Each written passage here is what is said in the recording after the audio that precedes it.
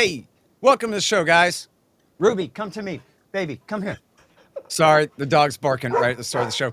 Hey, I'm Scott, and that's not Daryl Cooper. That is Jay Burton filling in for Daryl Cooper tonight. And I'm sorry, apparently somebody's at my door right as we're starting the show live, and so my dog's going crazy. But I'm just going to try to ignore that and introduce Jay. Welcome. Thank you for co-hosting for Daryl Cooper. He's out taking care of a little bit of business tonight. Why don't you tell everybody a little bit about yourself and your great show? Yeah, of course. Thank you so much for having me on, Scott. My name is Jay Burden, host of the Jay Burden Show. I post interviews a couple times a week. I've had you on, I've had Daryl on, a lot of our mutual friends. So if you're interested, I'd appreciate y'all checking that out on whichever podcast app you use. Yeah, absolutely. And I had a great time on there, and I know that you did an interview with Daryl. I can't remember if I watched that or not. I think I did.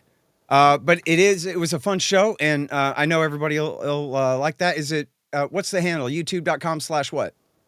Just Jay Burden, you'll find me. Just Jay Burden. All right, easy enough. Great. Okay, so glad to have you here. We have a special guest on the show tonight. In just a few minutes, the great Glenn Greenwald will be joining us, and together we will all be making fun of John Bolton.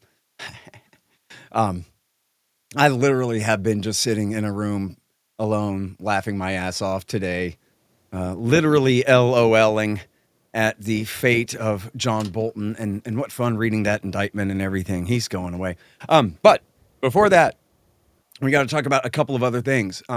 First of all, well, we're going to talk about this with Daryl, but he couldn't be here.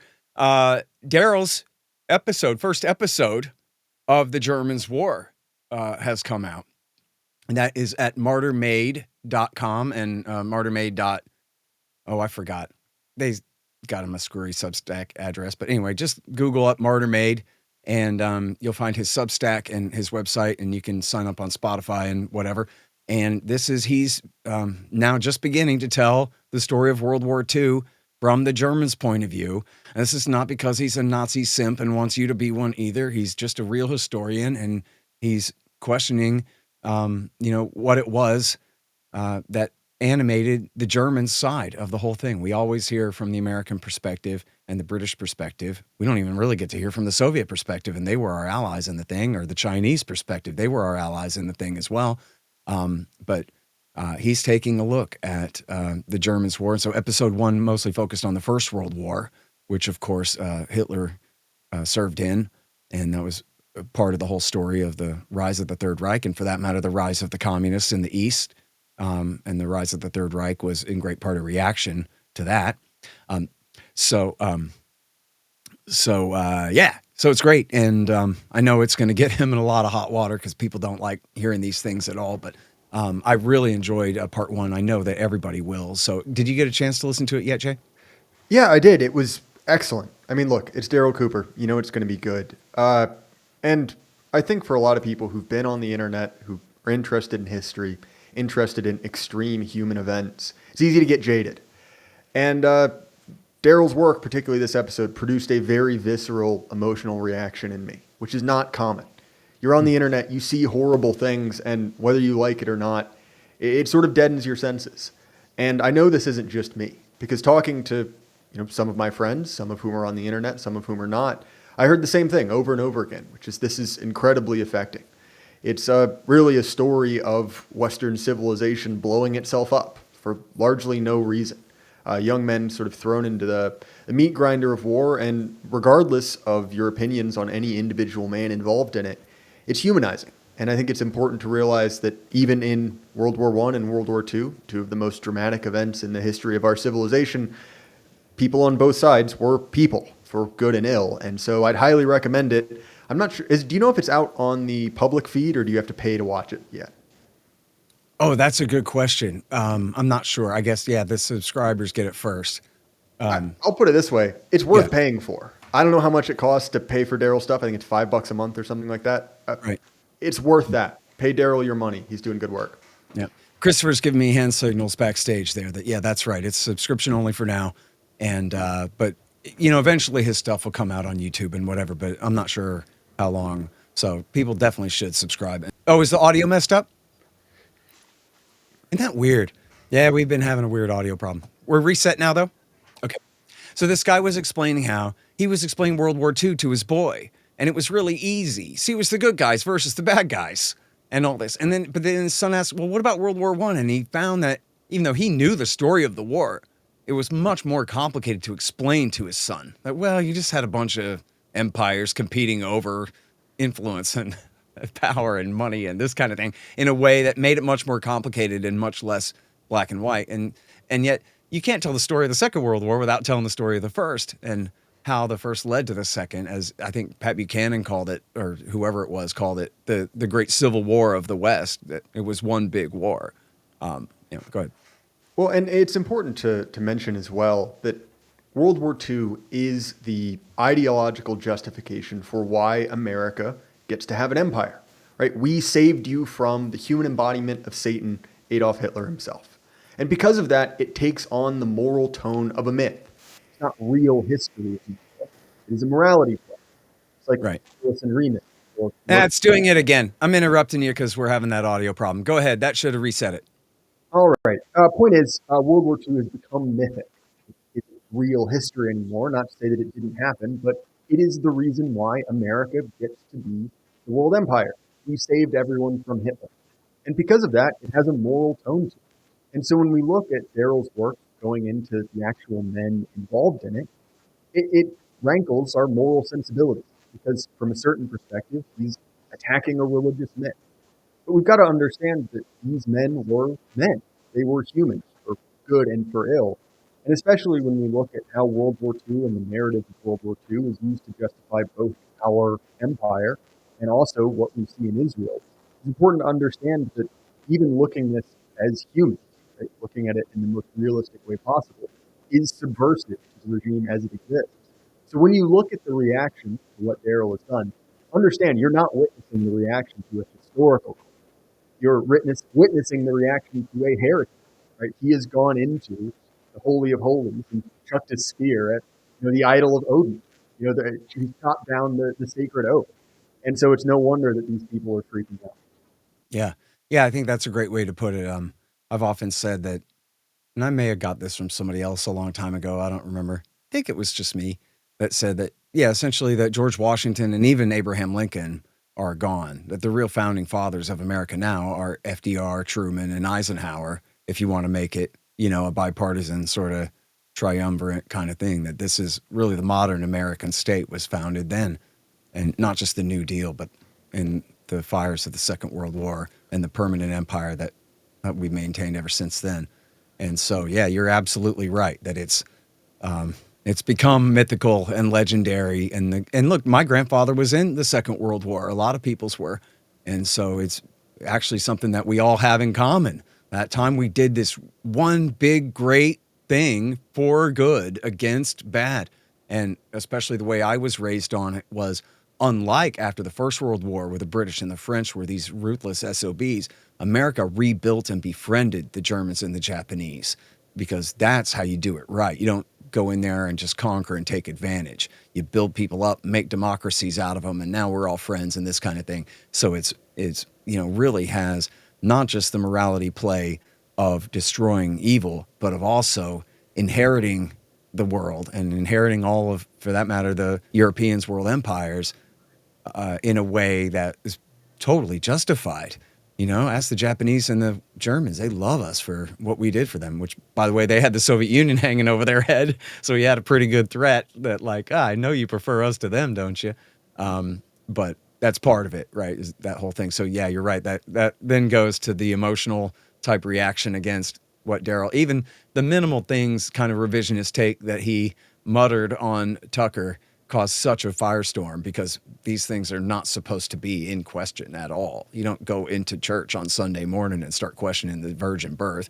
You don't talk about American politics and start questioning whether Truman really had to drop those nukes. Start questioning whether FDR really had to turn a blind eye and let those boys at Pearl Harbor be sacrificed the way that he did, and the rest of all those questions that rise up when we start looking at the Second World War in that way.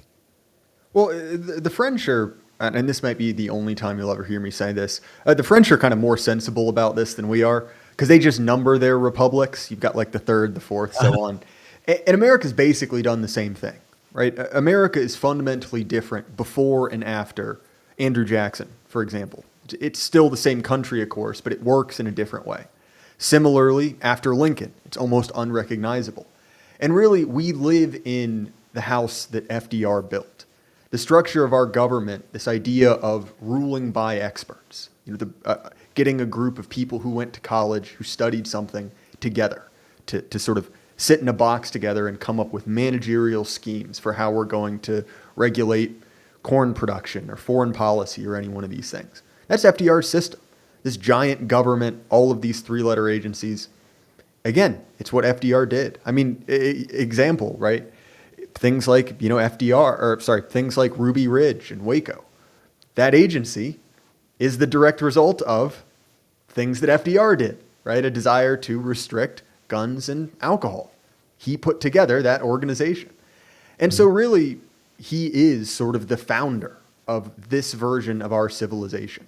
Because look, man, if Daryl was saying things about, I don't know, George Washington, like if he was slandering George Washington saying, oh, he was this, pick your poison, the worst thing you can imagine. I mean, people might think it's a little bit uncouth. They might think it's rude, but no one cares. No one's losing their job for their opinion on Abraham Lincoln, really. But FDR, and by extension, the war, right? The sort of fire out of which the empire was built, that's the one that gets you in trouble. Yeah. And I think it's interesting as well to say, like, there are other historical controversies that really don't matter. Like, let's pick a stupid one. Scott, if you say, I don't believe Napoleon existed, okay? Who cares? Like, literally, who cares? You're wrong. You're stupid. But there's no moral weight to that. It's completely irrelevant. Similarly, you could look at probably proportionally the most murderous man in history, Genghis Khan. If you say, yeah, I love Genghis Khan, I'm a member of the Golden Horde. I mean, it's stupid. It doesn't mean anything. But people don't care. They think you're an eccentric. You think you're a weirdo for even knowing who that is. Whereas if you say, hey, as Sam Hyde joked, I'm your top guy, Hitler, you identify with that regime, you are put out beyond the pale. And I'm not defending either Hitler or Genghis Khan, but to say this is a discussion that has exited the realm of the historical. It has become a moral, religious, to use that framework, claim. And look, I haven't tracked the reaction to Daryl's podcast yet. I can sort of guess already that the exact same people that were losing their mind last time will continue to lose their mind. And while we're talking about that kind of moral condemnation, it's very important to remember that these people are not applying the same moral standard to their favorite countries. There's a prominent Middle Eastern democracy, you may be aware of, that is able to do all the exact same things that 20th century Germans are, blamed for, but it's different when they do it. Because again, they are given a special dispensation because of the war to do things that normal, quote unquote, countries can't do. They are the exception. They get to break the rules. And again, this is another way in which that myth, not to say it didn't happen, but that narrative of World War II is really the bedrock of the society we exist in. Yep. And which is funny too, because if you want to just go the other way and go, well, no, because what happened was after World War II is America built the United Nations with our allies and passed all the Geneva Conventions and outlawed World War II methods of warfare. And so that's, again, the moral claim to the world empire is that this is not a world empire at all. This is just America being the referee in the liberal rules-based world order that everybody signed up for and agreed to. Again, we're not the French and the British. We rebuild our friends. We might occupy them in the sense that we saw bases in Germany, but we don't have troops on their streets. And you know what I mean? And so then all of a sudden, every Zionist is a Carl Schmittian when it comes to Israel. And now the United Nations Charter never existed and the Geneva Conventions never existed. And what did they do? On October the 8th, beginning on October the 8th, they invoked Dresden and Hamburg and Tokyo and Hiroshima and Nagasaki and said, we get to do to the Gaza Strip ghetto what you guys got to do to the Third Reich and Tojo's Imperial Japan because of 1,000 people killed. on one day in an attack that was over by supper time. And 1,000's a lot, and it's horrible. And hell, I've said it before. It included an extended family member of mine was killed by Hamas that day. But then they get to then say, well, now we get to do Hamburg to Gaza because of that and write themselves that exception. And with America there as the world policeman to write them that license to kill and that exception to the rules is pretty astounding stuff.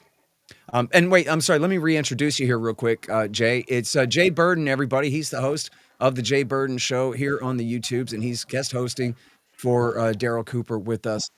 Okay, here I am. Check, check, check. Hey, that's good. Yeah, all right. I'm going to bring Glenn in. Glenn, are you ready? I'm ready. Okay.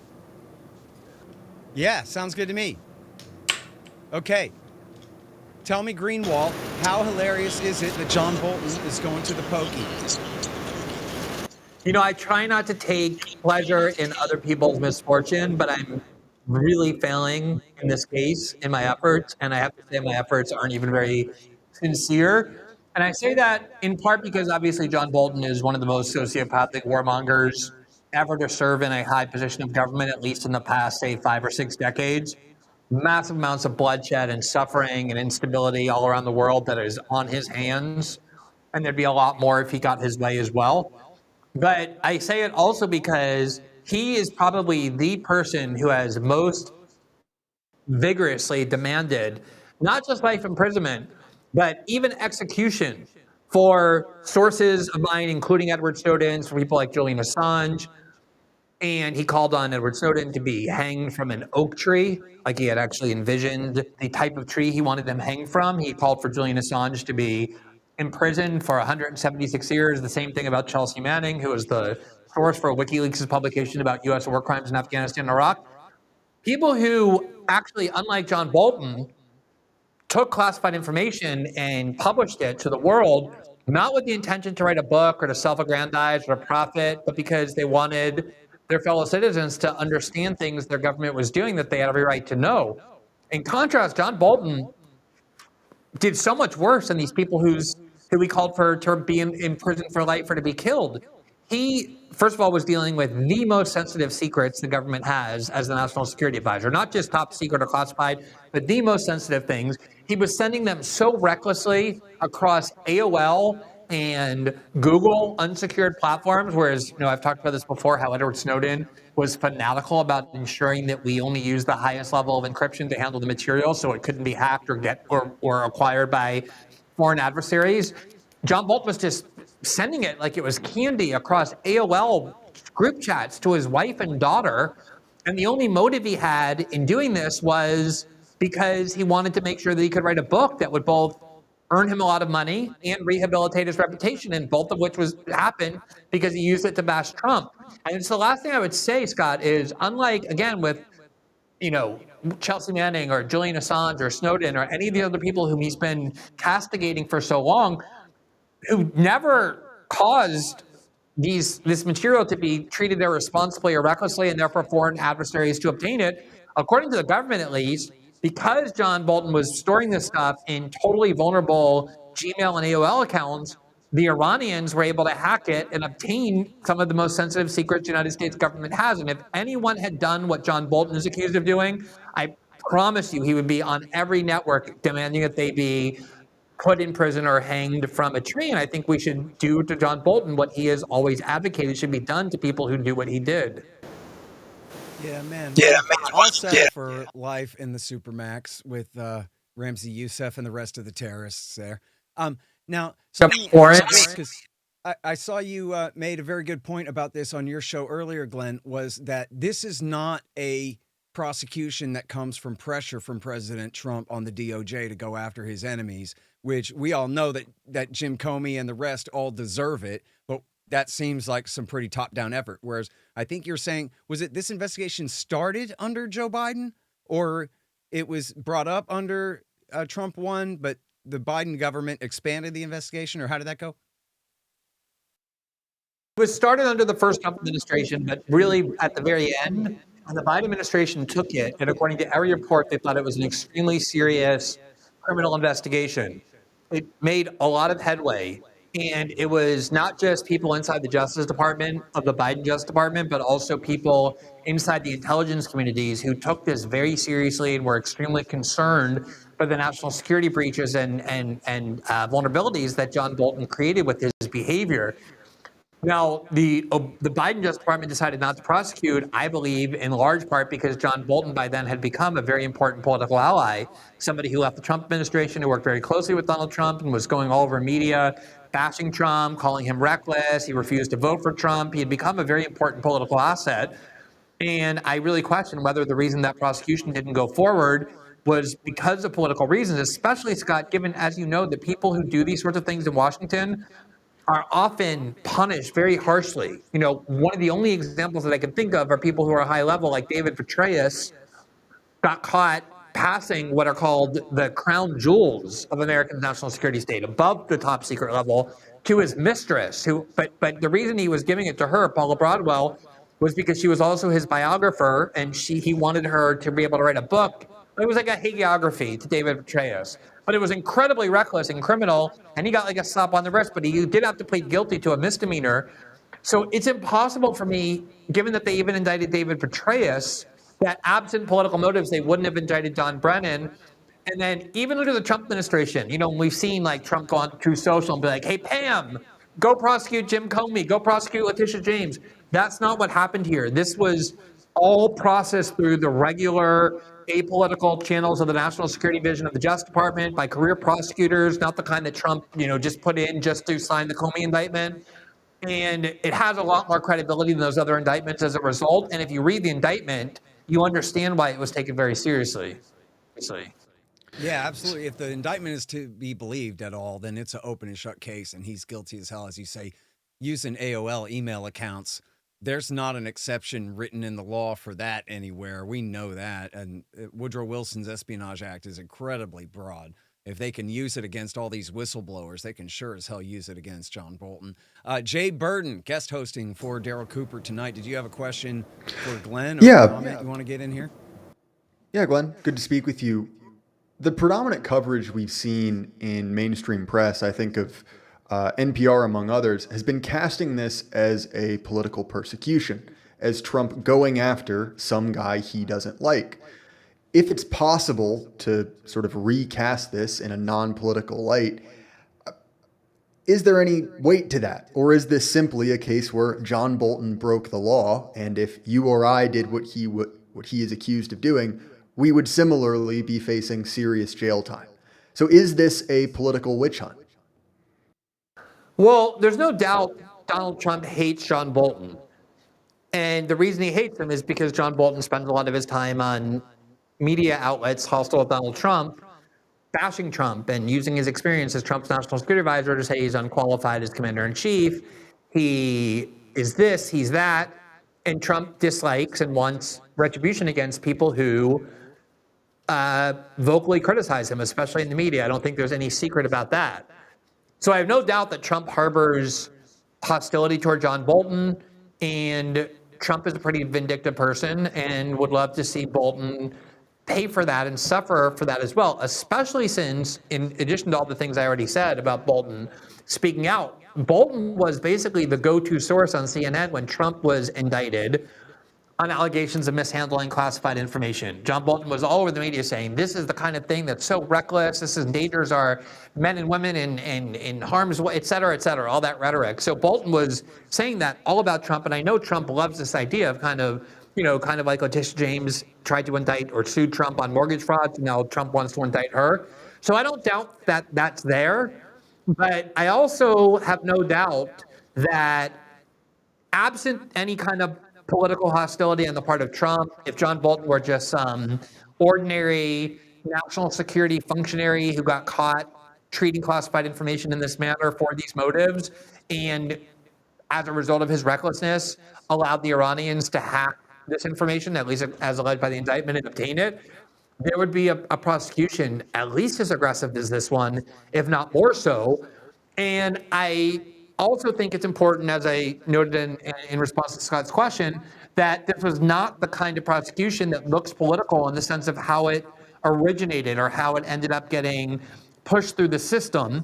It was something that went through the normal channels that career prosecutors signed off on. It wasn't like with the case of Comey or Tish James where prosecutors quit because they didn't think there was a case and Trump had to send, some personal attorney to interim appoint and have her sign it. This was a case that went through all of the machinations that these cases typically go through, absent political motive. And then a grand jury indicted on 18 felony counts. And of course, a grand jury is not that difficult to convince to indict, but this kind of a serious indictment, it just adds some added weight to it. And, if you were to ask me if this were a close ally of Trump and, someone got caught doing this who were a close ally of Trump, would they be prosecuted? I'd be open to the argument that no, Trump would intervene and protect them in improper and political ways. I certainly don't put that past Trump, to put that mildly. But in this case, it's just, I'm absolutely convinced that I've seen people prosecuted for much less than this. And there's just no way you can overlook, because it's also because of the sensitivity of his position. And the National Security Advisor is basically second only to the CIA director and after the president in terms of the access that they have to the most sensitive secrets. So the kinds of secrets John Bolton could access, the National Security Advisor, it doesn't get more sensitive than that. And so somebody is just writing memos about the things they're hearing and sending it to their wife and daughter to aggregate and collect for a book. And then because of that, the Iranians get to acquire that. Yes, that is something that, absent any political motive, would undoubtedly be prosecuted very aggressively in Washington. So, what do you make of the fact that he is pleaded not guilty? Do you think that is a genuine, desire to clear himself of these charges? Like, what's the legal strategy there? Well, I mean, I've almost never heard of a case where somebody shows up at an arraignment and pleads guilty. I mean, an arraignment is just the first appearance you make in court after you've been indicted and you turn yourself in. You would only plead guilty if you were to plead guilty as part of a plea bargain with prosecutors where you get a reduced jail sentence. And obviously so the pleading not guilty is essentially automatic. I have no doubt, given John Brennan's entire life has been devoted to vilifying people who did exactly what he's accused of doing, that there's no way he can at any point plead guilty to this. He's going to have to fight this to the end. And, it makes me sick. You mentioned the people who are suggesting this is a political prosecution. These aren't the same people in media and the Democratic Party who are now rising in defense of John Bolton, whose primary political strategy for the last 10 years, from 2016 with the Russiagate hoax through to all these different prosecutions in 2024, including a case alleging mishandling classified documents, whose primary strategy was to put Donald Trump and his closest political allies and even family members in prison. And now they're the ones turning around and saying, how dare you weaponize and politicize our justice system? And again, I think there are valid cases where that concern can be raised. I just don't think John Bolton's prosecution is one of them, but I have no doubt, I think there's statute of limitations grounds that they might try and fight it on, namely that he's going to say that this material was sent in 2018, which is outside of the statute of limitations, but that's why the indictment tries to put the period of working with this classified information through to 2022. So there's issues of that and issues of intent. But as Scott alluded to, the Espionage Act of 2017, which was enacted by Woodrow Wilson to justify the imprisonment of war opponents, which is how it was used, and then has been used by every administration, especially the Obama administration, to punish whistleblowers and sources of journalists. It's so powerful because of how broad it is. The only thing you have to prove under the Espionage Act is that you are somebody who is obligated to safeguard the sanctity of classified information, and instead of doing that, you gave it to somebody unauthorized to receive classified information. So if you prove that Edward Snowden gave me classified information, that's an espionage conviction. If you prove Daniel Ellsberg gave the Pentagon Papers to the New York Times, that's an Espionage Act conviction. And there's no question that John Bolton's wife and daughter were unauthorized to receive or access classified information. And if he gave it to them, as seems clear that he did, that is a violation of the Espionage Act of 1917, and that is a serious felony. Hey, so tell me about the case against Jim Comey. How open and shut is that one? Well, I do think, first of all, if the President of the United States goes on to Truth Social and writes a direct post to the Attorney General saying, hey, you got to get him indicted. The statute of limitations running out. I'm furious. And then he personally places his personal attorney as the head of the office, and she's the only one who signs the indictment despite having no experience prosecuting cases before. It's a pretty strong ground that that case has been politicized by the president against a political opponent. But even, like, let's say it's true that Trump is being vindictive, that he's trying to unleash the Justice Department against his enemies. That's still a different question than whether Comey violated the law. And the claim is that Comey lied to Congress and lied to investigators about a leak investigation where he denied having directed Andrew McCabe to leak information on his behalf. And Andrew McCabe has said previously that Comey did that. There's evidence that Comey participated in this leak. And so the argument is, by lying to investigators, by lying to Congress, he obstructed justice. Lying to investigators is a crime. And again, here, ironically, this is the sort of thing that Jim Comey did when I think one of the worst prosecutions as part of Russiagate was what they did to Michael Flynn, where they eavesdropped on Michael Flynn's calls with the Russian ambassador and with other counterparts in the Russian government. So the FBI was eavesdropping on those calls, or the NSA was, not because they were targeting Flynn, but because they were targeting the Russian officials. So they heard what Michael Flynn was saying in the transition. And then the FBI called up Michael Flynn and said, hey, we'd like to talk to you about your conversations with the Russians. And being a good patriotic American who, was ready to become national security advisor, he's like, of course I'll talk to the FBI. And the whole point of this was to trap him in a perjury trap to get him to lie to FBI investigators so that they could then prosecute him, which is exactly what they proceeded to do. They charged him with lying to the FBI. And that's basically now the charge that Jim Comey faces. There are statute of limitations questions. The case where he lied to Congress in 2018, which is outside of the statute of limitations, is much stronger than the one where he lied again inside the statute of limitations. So I don't consider this case nearly as strong as Bolton, but there is a case there, especially given Comey's prosecutorial history. Mm-hmm. And I'm sorry, I know my mic is terrible for whatever conflict software reasons we have here, but what about John Brennan? Is there anything within the statute of limitations that they can still nail that SOB on, Glenn? If you can hear me okay? So I hope so. I mean, it's so hard. Like, Scott, if somebody were to say to you, okay, John Bolton, John Brennan, Jim Comey, which, if you could pick one, would spend a lot of time in prison, who would you pick? Brennan is the one that deserves to go more than any of them, by far. Which one? Brennan. John Brennan is by far the most criminal. Yeah. I have a hard time not picking Bolton, but maybe that's just because of my own personal animus toward him, because of his behavior in the cases in which I was personally involved. But yeah, you're right. John Brennan is a monster and, led the CIA and some of the worst atrocities committed in the last, since the end of the Cold War, for sure. I just don't know that the case, since he hasn't been indicted yet, and we haven't seen the evidence laid out against him, I don't know how strong it is. They're definitely hoping to. Trump desperately wants Brennan indicted. Brennan obviously was a leading figure trying to put Trump in prison for Russiagate frauds, hoaxes. I just can't assess the strength of that case because we haven't seen it laid out yet the way we have with Comey and Bolton. So this might be a naive question, Glenn, but it seems to me that leaking was a useful selective tool.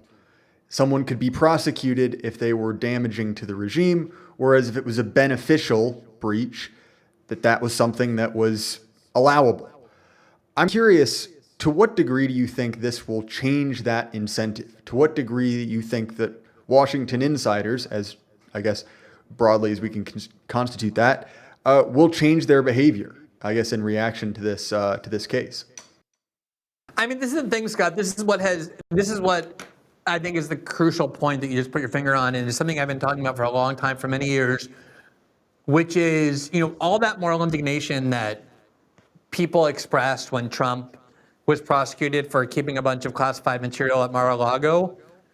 Part of why I thought that was so preposterous was because the president, for better or worse, does have the unilateral power to just declassify or classify whatever he wants.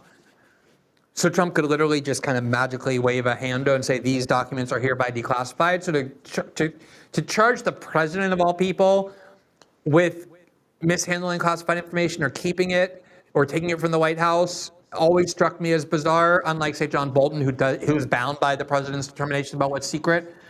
But also, it's what you just said, which is all these journalists who are like, oh my God, I can't believe Trump would violate the sacred oath of classified.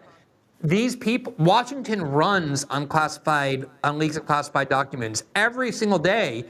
These people are trying to get classified information. They are getting classified information. The government leaks classified information every day. It's part of their propaganda strategy. Every day you pick up the New York Times, the Washington Post, and you say, sources told us X, Y, and Z happened in a classified setting. Those are all, deliberate government promoting propaganda leaks using classified information, weaponizing these leaks. These journalists participate in it. These government officials participate in it. And so to have them all act like, oh, so scandalized because Trump took some documents and kept them in an insecure way was such, just sanctimony and such feigned self-righteousness.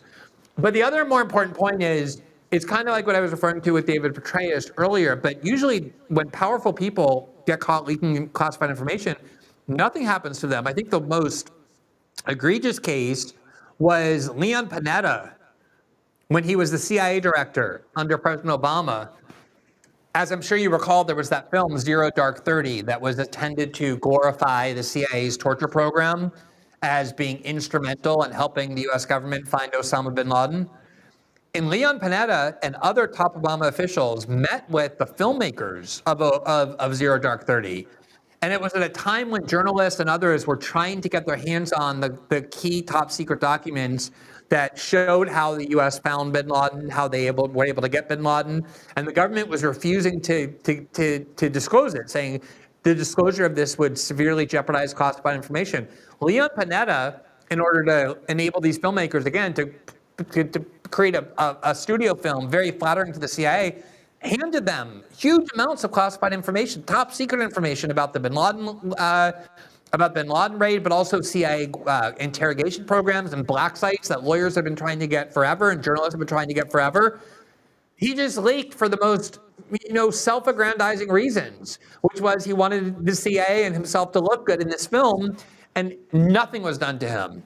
And of course, there's been so many other instances of top-level Obama officials and Bush Cheney officials leaking classified information. Nothing is ever done. I think the David Petraeus case was the gravest. He got a slap on the wrist. There's always been this two-tiered punishment system where powerful people who leak are immunized or essentially immunized, and the only people who get punished are the people with benevolent motives, with actually noble motives. The Chelsea Mannings and the Tom Drakes and the Edward Snowdens and the Julian Assanges.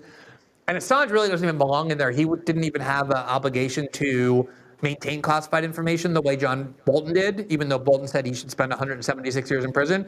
But these mid-level or lower-level leakers who, as a matter of conscience, discover secret information that the government was doing in secret and think the public should know, those are the people who they want to destroy and be put into prison for decades or for life. They wanted to do that with Daniel Ellsberg, even though the documents he leaked showed that the government was lying about the Vietnam War, something the American public had the right to know. The people who get immunized are the high-level officials. So this is a very aberrational case because it is a high-level official, but it's somebody who has provoked a lot of animosity among the people currently in charge of the Justice Department and the White House. And I do think if John Bolton is punished for this, if the prosecution really makes headway, if he ends up going to jail for even a year, let alone as much as he deserves, that could start to change the calculus, at least in terms of how these cases are handled and punished. All right. So, Glenn, I think you need to go. How's my audio? Can anyone even hear me? I'm a little louder now. That sounds good to me. Okay. Well, and Glenn, you said you had to go, right? Yeah. If you have another question, we can do that. But yeah, I kind of have to it's not a super hard out, but maybe we can do another question if you have one. No, I think we're good. Unless, Jade, did you have one more thing for Glenn here?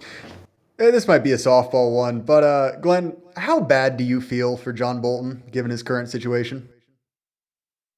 Well, one of the things I'm really concerned about, actually, just on like a humanitarian level, is I don't think his mustache, which is obviously like a source of his self-esteem, is permitted under the facial hair regulations of federal penitentiaries. He's probably gonna have to shave that off or severely curtail it, which is kind of like cutting the powerful hair of mythological figures and seeing them kind of wilt. I think that might happen if his mustache gets shaved. And in a lot of ways, like too, putting John Bolton in prison for mishandling classified information is very much like getting Al Capone on tax evasion charges. John Bolton belongs hanged at The Hague for endless numbers of war crimes. But if whatever actually might scare John Bolton about going to prison, let alone put John Bolton in prison, is something that I'm going to be really happy about. And like I said, I've been trying really hard to separate my love of watching him suffer with my ability to just assess this and stay consistent with my principles. But I have to admit, I'm struggling mightily with that, and probably am failing thus far to do that. Yeah, I think we're in the same boat there, Glenn. It's a hard life. It's a hard situation. Yeah. All right, everybody. It's the great Glenn Greenwald. Check him out over on Rumble for his great show, System Update. Really appreciate you joining us here, Glenn. Always good to see you. Thanks. Good night. All right. And some of the chat room can hear me. Some of them can't. I think, Chris, you want me to refresh one time? Would that help? Or we're just good without? Is it better without Greenwald? Does that fix it? I don't know. All right. I got something else horrible I want to say about John Bolton, which is that it's all his fault that North Korea has nuclear weapons. And nobody ever talks about this because it was the run up to Iraq War II. And so no one was really paying attention except us over at antiwar.com. And the thing of it was when W. Bush took office, we had a deal with North Korea called the Agreed Framework of 1994 that said that we would give them welfare payments, light water reactors, and fuel oil if they would stay within the Non-Proliferation Treaty and the Safeguards Agreement and leave their Soviet-built Yongbyon reactor off and agreed to not, stay in the NPT and agreed to not make nuclear weapons.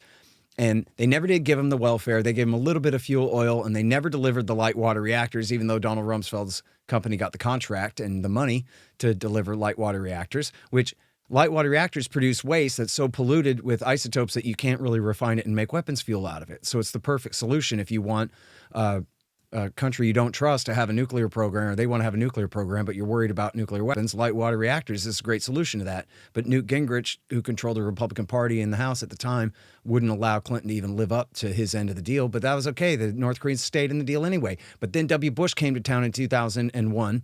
And in 2002, he put North Korea in the axis of evil.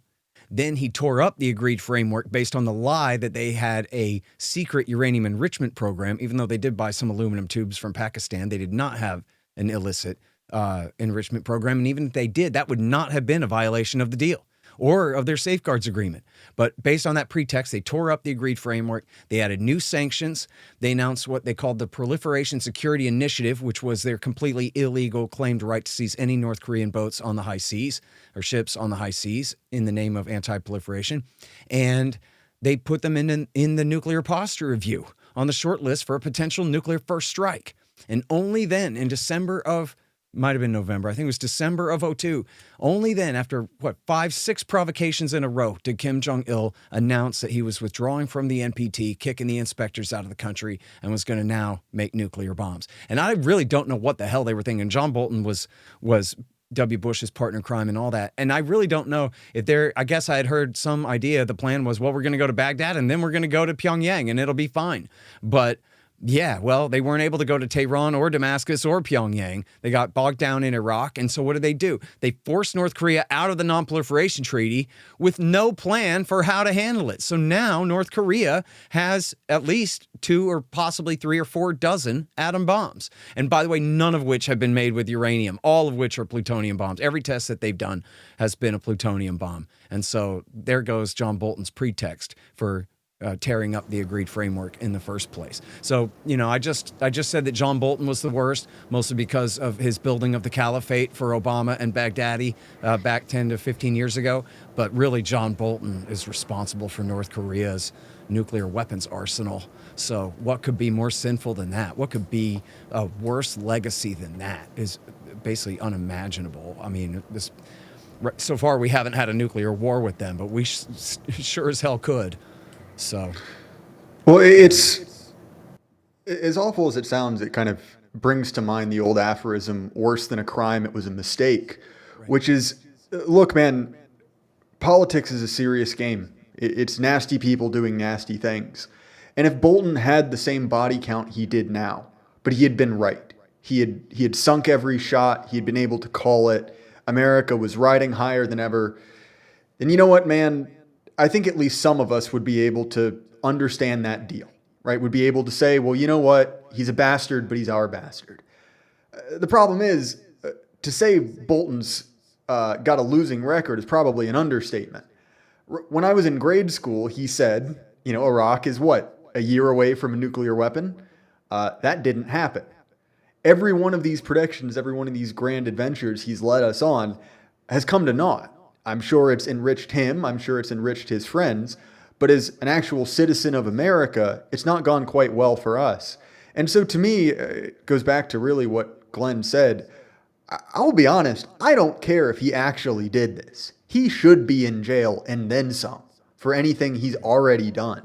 And so look, as far as I'm concerned, even if this is malicious prosecution, even if it's just because Trump woke up one day and said, you know what, I'm going to go give Bolton a hard time, I'm going to be honest, I don't care. Because very clearly this is not an honorable man. Very clearly this is a man who is a criminal. And much like you said with Al Capone, okay, fair enough, they got him for tax evasion, but he should have been in jail anyway. And I think myself and many others have that exact feeling for Bolton because, to put it mildly, he's not a good guy, and he's even more so not a capable administrator. Right. He always had gotten in trouble with like HR, his whole career long. Louder. All right. I don't know what's the problem with this. My audio works well for everything except this show. So somebody else explain that to me.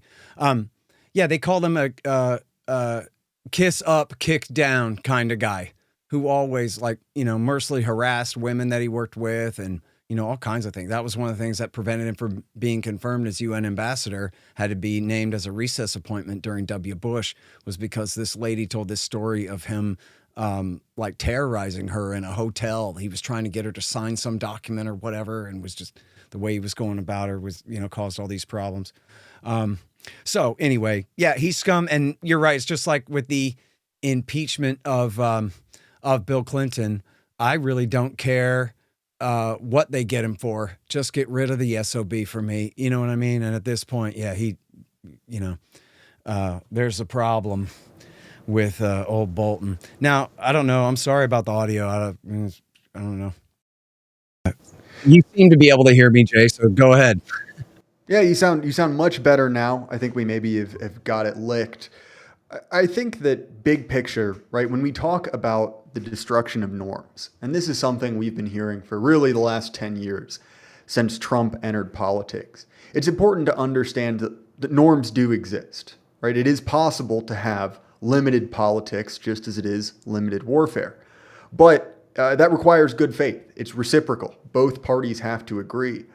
And the norms, quote unquote, the democratic norms that we have been lectured about for a decade at this point, they had already become one-sided when Trump basically said, yeah, I'm not doing this anymore.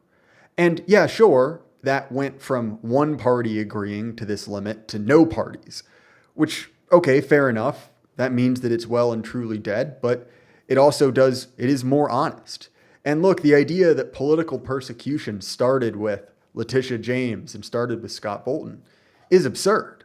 I mean, as Greenwald said, right, the president, whether you like it or not, has the ability to declassify documents. And the fact that a strike team of FBI agents descended on Trump's Mar-a-Lago estate, rifled through his wife's stuff to find a few, binders full of information. Look, I'm not a Trump guy. I'm not a MAGA guy, right? I'm not some reflexive defender of President Trump. But that's a major, quote unquote, breach of democratic norms. And once you've done that, there's no going back, right? It's like when you were a little kid, you can't run up to your brother, sock him in the arm, and then run back and say, oh, I'm on base now when you're playing tag. It's like, oh no, you have escalated. You have brought this up to a new level. And fundamentally, you've got to be okay with the new level of escalation you have brought things to. And so, Look, you can say, is this how the republic dies? Is this banana republic politics? Yeah, it is. But it's been that for a long time, right? The idea that this was a wise, august series of statesmen, that it was the republic exactly as envisioned by, Adams and Washington until the year of our Lord 2016 is absurd. And it's so clearly absurd that it is a tactical, rhetorical device used to justify the worst people on earth getting away with their crimes. And does that make the Trump administration angels? Far from it. But remember, you don't have to arbitrarily decide, just as we talked about when discussing World War I or World War II, that one side is the side of the angels, that they are fighting on the side of democracy. Look, these are not good people. Sometimes they can act in your interest, in which case supporting them might be beneficial. But don't fall into the moral cant used by these people, because they've got blood on their hands. John Bolton basically said, I don't care. You don't know what you're talking about, when presented with civilian casualties of the Iraq invasion. So look, I look at a guy like that who's killed more people than I've met in my entire life. And if he goes to jail, if he goes to, the kind of prison where, guys who look like John Bolton probably don't have a fun time, sorry, bud. Sorry. Maybe you should have been a dentist or something. Yeah. All right. So I turn my gain way up beyond any reason now. See, the chat room says that I'm so unprofessional here. It's this software, man. It's console evmux thing is the only one that gives me this problem, whatever the hell this crap is. But anyway, you can blame me if you want. But hopefully I'm loud and clear enough here that I can point out that I saw Matt Stoller, who's critical, I think center-left liberal Democrat, or maybe he's a progressive, but he's like a very serious one. And he was saying, liberals and Democrats have to grapple with the fact that because Barack Obama did not put John Bolton in prison, Donald Trump became the president of the United States. That this is what was supposed to happen with the election of the guy after Bush, was accountability for Bush's people. And Bolton wasn't, I don't know if he was particularly in on this. He may have been read in on this, but that government tortured people to death. That government lied us into war, and no one was held accountable whatsoever for that. And that was why Barack Obama was elected. And then Barack Obama didn't do anything but bail out banks and also torture people to death and, spread wars and even take al-Qaeda's side deliberately in especially Libya, Syria, and in Yemen as well. And so from the liberal Democrat point of view, Donald Trump should be recognized as the result of the absolute failure of the Democrats to do what they were elected to do, which was provide some accountability for the chaos of the W. Bush era. And quite frankly, Donald Trump, if he hadn't have been, and he was really so hemmed in by Russiagate, he was helpless, I guess. But he should have been holding the Obama people and the Bush people accountable back in his first term. And then we probably wouldn't have ever had to deal with Joe Biden. And so just like Greenwald was saying here, it was even Biden's Justice Department, they were afraid to bring the charges, but they developed the case against Bolton to a great degree here. Why? Because he is a criminal, right? This is not a fishing expedition. He's in violation of the law. And same for all of these guys too. And there were many legal experts at the time who said, look, there are even legal technical arguments for Bush's immunity on these questions, possibly, but not for his lawyers. For Addington and Haynes and all of the guys, John Yoo, all the guys that came up with the rationalizations for why the president has the authority to institute this torture regime, they are all liable. They all could be criminally prosecuted, at least could have. I don't know about the statute of limitations now, but they were all in violation of the law for setting up that torture regime. And so even if Bush and Cheney were potentially untouchable, the director of the CIA and the men that worked for him, and especially the people in the Pentagon working for Donald Rumsfeld and torturing people down at Guantanamo Bay, they didn't have the shadow of a pretext of a legal justification for getting away with that stuff. And so all of this is a very long time coming. And that's why, I'm like you, I'm not a reflexive Trump guy either. But man, I love watching him indict and persecute his enemies because they're my enemies too. I hate them too. That John Brennan and I don't know this Letitia James lady, but the fact that she indicted Trump on criminal charges over this mortgage thing in New York means that absolutely whatever's the worst thing that happens to her is just fine. And that playing that kind of lawfare with the front runner for the presidency and all of that, she gets whatever she deserves. So you're just so right about that. These people, you know, they fight their lawfare. They don't hold themselves or each other accountable when they really deserve it. Then they use the law and twist the law to fight against their enemies. And so at some point, there has to be some accountability if you're ever going to get the ship right at all. So, two things. One, I want to go off on Letitia James because she's a lady I particularly dislike. She went after American Renaissance with just absolutely flagrant lawfare, just throwing lawsuits at them, completely bankrupted the Brimelow family, saying, just requesting information constantly. Give us access to your entire list of donors. Give us access to everyone who's ever stayed at your gone to one of your conferences. Drove this small, effectively family business into the dirt, completely reduced it to dust. VDARE, I said American Renaissance. Anyway, anti-immigration, but genteel. They didn't use slurs. They didn't go after people.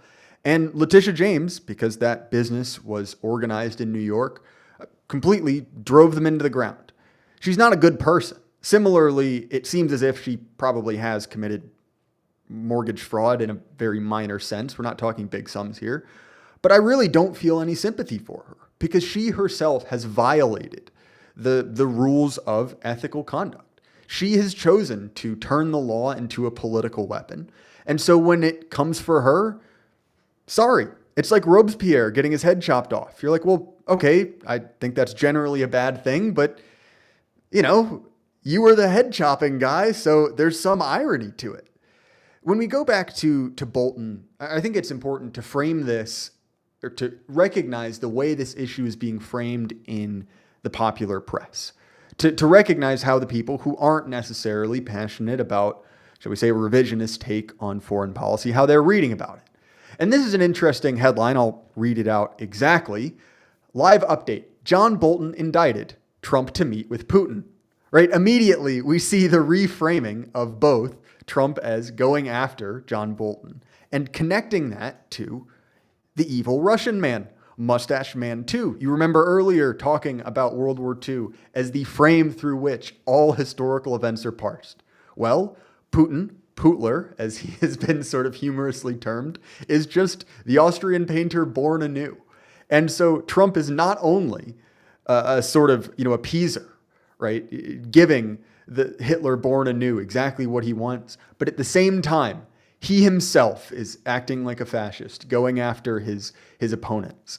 And again, like I said, I'm not a Trump guy. I'm not saying you have to view Trump as sent by God to renew the American Republic. But you have to look at this and say very clearly, this is not how the issue actually looks from an objective standpoint. But all the same, it doesn't matter. Because just like, we learned the Gulf War never happened, right, as the postmoderns taught us. Well, John Bolton never really existed because the John Bolton that exists in the media is not the real man. He is a symbol of, quote unquote, capital D democracy. He has become, much like Comey, a figure on the votive candles that you can buy in progressive coffee shops. Yeah. He's become a political figurehead. And I'll be honest, man, I really cannot wait for this man to go to jail. He deserves it. And look, this has been kind of a rough year for us, people with our sort of politics. We've had to eat crow a couple times. Things haven't gone great. But look, if John Bolton goes to jail, that would make up for a lot. That would be nice. I'll tell you what. All right. So listen, we're a little over time. I want to spend a little bit of time on Venezuela here, but first I got to make a little bit of money. Moondo's Artisan Coffees. Get it? They hate Starbucks because Starbucks supports the war party. So they're Moondo's Artisan Coffees. And look, Scott Horton flavored coffee. They always said if I keep drinking coffee, I'm going to turn into some. Well, it happened. Go to scotthorton.org/coffee and it'll forward you right on there. Oh, good. There's the QR code. Oops. It was under the chat. But anyway, scotthorton.org/coffee. It is the best-selling coffee at Moondo's Artisan Coffees right now. And they are getting a bunch of great response, and I am getting a bunch of great response from people who really like it. And so, there you go.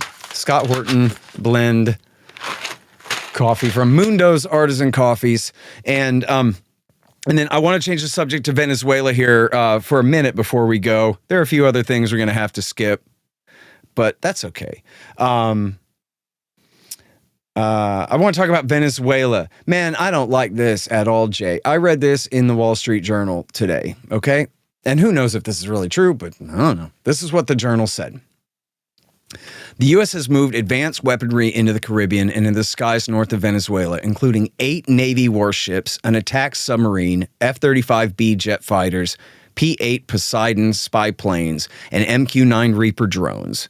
The Pentagon has deployed elite special operations forces, including the Army's secretive 160th Special Operations Aviation Regiment, the Night Stalkers. A U.S. official said the unit flies missions for commandos such as the Green Berets, Navy SEALs, and Delta Force, and is famous for its involvement in the raid that killed bin Laden. Large troop carrying and attack helicopters are part of the mix, with some aircraft conducting training flights fewer than 90 miles from Venezuela. So I had actually read that a little bit too fast earlier in my interview with Daniel Davis earlier today on my other show about saying Green Berets, SEALs, and Delta Force are there. So they're just saying no, but the guys who fly them around are there. Top tier special operations, Air Command is there. This really sounds like they're preparing to attack. And yet, you know, the headline today, I'm not sure if you saw it, but you know, Trump got a headline because he used the big F-bomb and said that Maduro knows not to F with us. And that got the big headline. But if you watch the clip, what's he saying right before there? He's saying Maduro is, oh man, I'm going to get the quote wrong. Forgive me, man. It doesn't matter. It's close enough. He's saying he's surrendering everything. He's giving up everything. He's willing to do anything. Something like that. Very close to that. And then why? Because he knows not to F with the United States of America.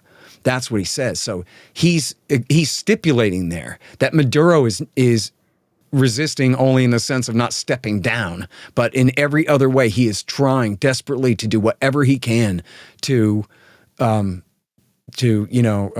please the United States or keep the United States from attacking. We have nothing like a pretext for war here. I mean, they have in all the major papers, they've had all government officials debunking the lie that Maduro's the head of any major drug cartel that has any effect on America's, drug supply overall or any kind of thing.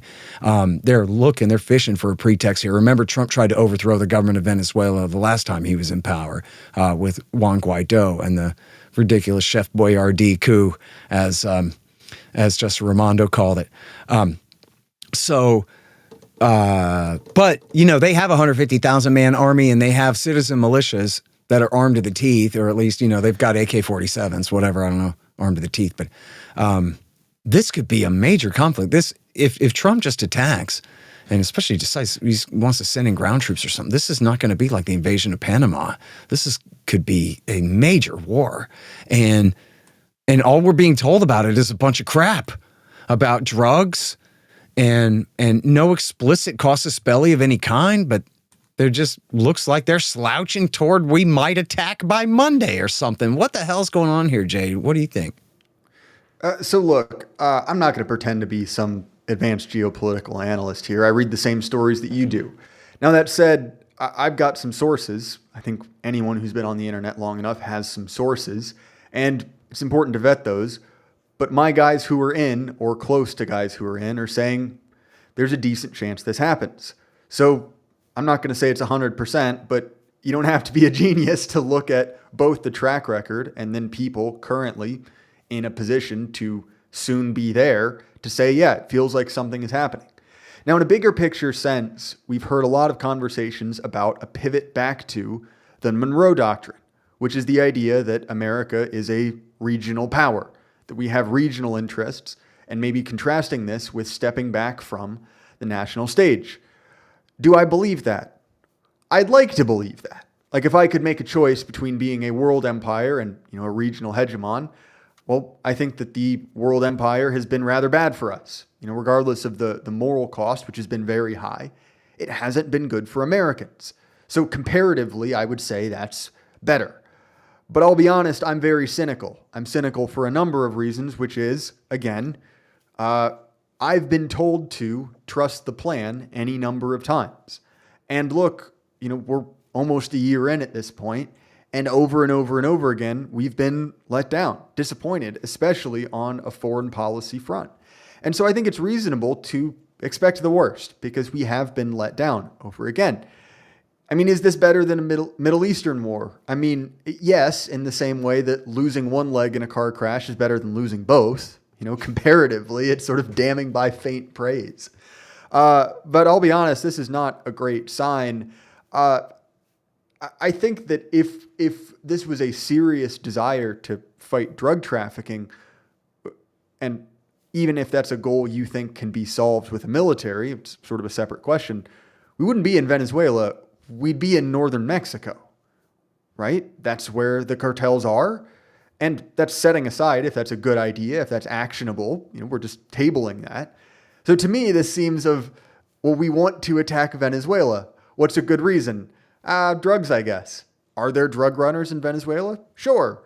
Could there have been drug runners on that boat? Also, yeah, conceivably, it's a reasonable thing that I guess could have happened. Is that a reason we have historically started wars? No, it isn't. I mean, in that case, we'd be like sending, I don't know, the Rangers into like the forests of, I don't know, Vermont or something, right? To find pot farms out in the middle of nowhere. Like, of course not. It's an excuse. And I think the operative question is, if then, why? I mean, look, like there are powerful oil interests invested in Venezuela. We know that big oil, can throw their weight around in American foreign policy. Let's also acknowledge the fact that Venezuela is sort of cozying up to China. That's something we might not want. And so, look, there's any number of people who want this to happen. And it seems as if, much like we've seen in other areas, any excuse will do. You know, any reason to go after the bad guy. You know, if it's weapons of mass destruction, Islamofascism, whatever it is, you know, it will it will be used. And again, look, like it's very true. You know, it's entirely possible that these boats could have been drug traffickers. We will never know because they got blown up. But also our military doesn't normally go after groups of 10 guys smuggling drugs. Right? Clearly it's a theatrical affair. At best, we might send the Coast Guard after them. And I don't want to impugn the honor of the Coast Guard, but they don't normally use Predator drones. So to me, this seems very much a desire to sort of create an opportunity where the other guy swings first. You know, you've been to a bar before where one guy wants to start a fight. So he sort of puffs up his chest, gets in the other guy's face. He cocks his hand back. The other guy's ready to go, and it's a fight. To me, that's what I think's going on here. Yeah. As Secretary of War Stimson said, the Japanese must be maneuvered into firing the first shot.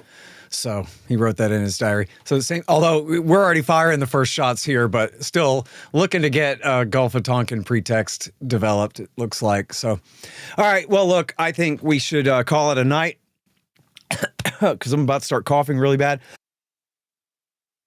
I want to thank you for co-hosting with us, Jay Burden, youtube.com/Jay Burden. Everybody check out his great show there. Thank you to Glenn Greenwald for dropping by to make fun of John Bolton at Don't Drop the Soap, buddy. And thank you, everybody, for tuning in. We'll see you here next Friday.